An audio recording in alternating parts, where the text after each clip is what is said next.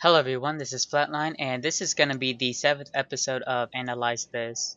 Um, and it's going to be a PvT on Antigua Shipyard. It's going to be Slurpee, this is my Smurf. And it's going to be against Flash as the blue Terran. Now PvT lately has been giving me trouble. I believe it's my worst matchup at the moment.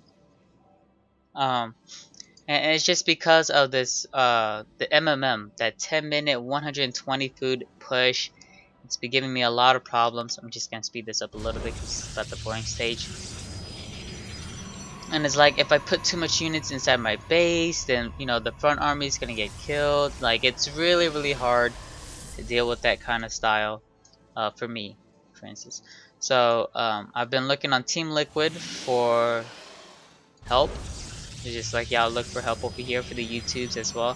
And I found this build by I was just reading a lot of stuff, getting some information, and I feel like you could go fine with a late scout in PvT now.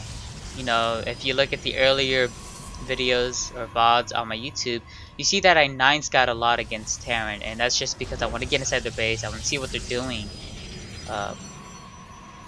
And even if they get gas, it's like, oh, okay, well, let me get the robotics, and next he metagamed me, he just got it just so I don't see it, and he's getting a fast CC, and all that kind of stuff, and it gets really complicated from there. So, this is how I'm going to scout. So, I sent a probe over there, didn't see anything. He does a very nice job with this Marine this time.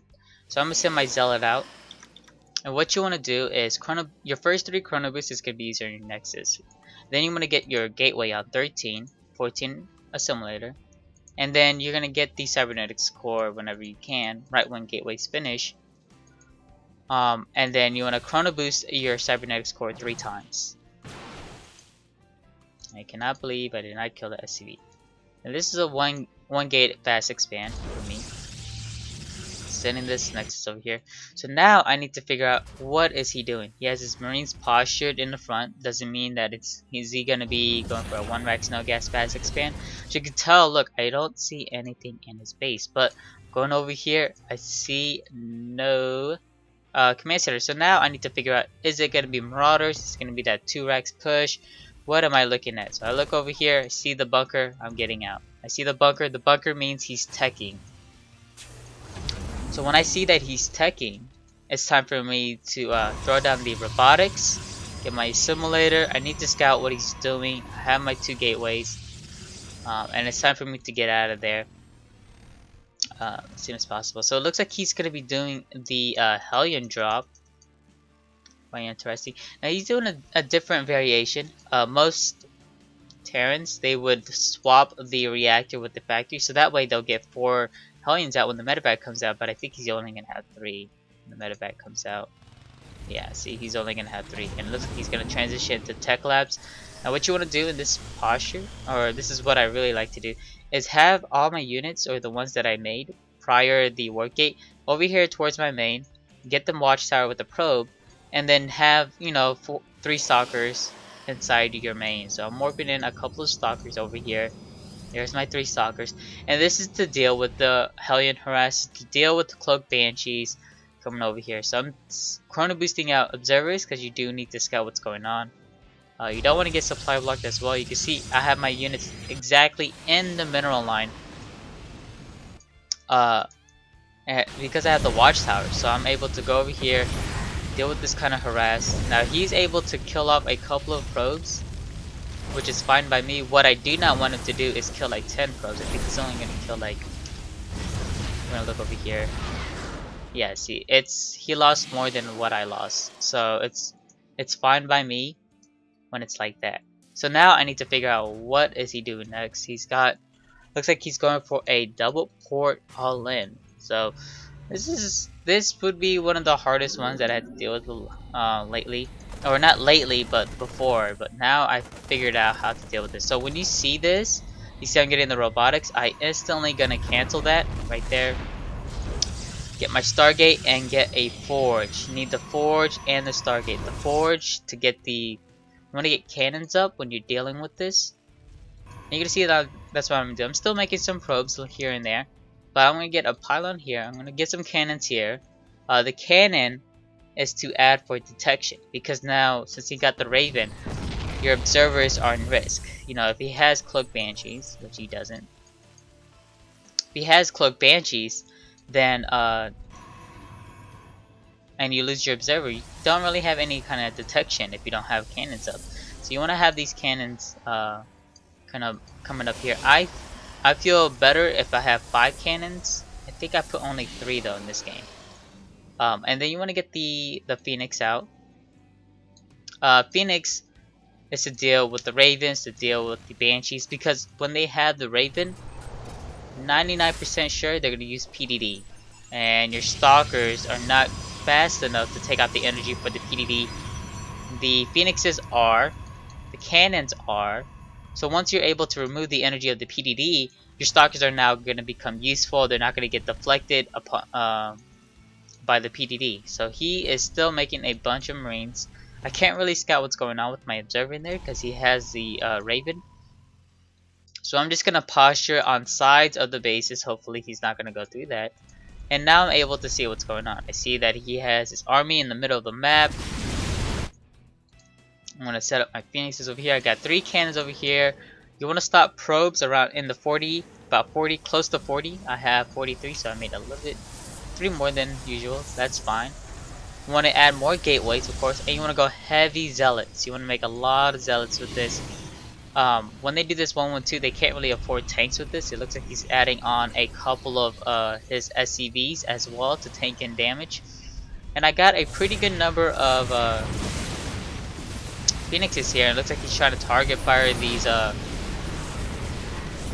cannons, trying to take them out because they do a lot of damage. The cannons, they do 20 damage a pop. So getting 3 of these, they're able to one-shot these Marines pretty well.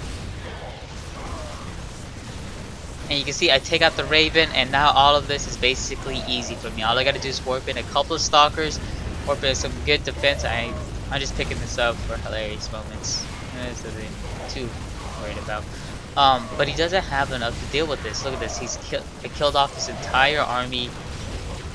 Did I lose more? No, I didn't lose that much. Kill off his entire army, and then he leaves the game. So no GG from him. Sucks. But yeah, so when you see this 112, what I feel like in PvT is it's fine to scout late, but you have to scout effectively and efficiently from there on. Because the early game, because sometimes if you scout them last, it's like, you know, I 9 scouted and I scouted him last. I'm not able to get in space. I can't see what he's doing. That sucks, right? So scouting late, you're probably going to scout late in all 4 maps then. You already acknowledge that you're not able to get inside his base. You're acknowledging that you don't care. What you care is about scouting army composition. Does he have a command center? And the structures that you can see from there on. So when I lose that probe, that's fine.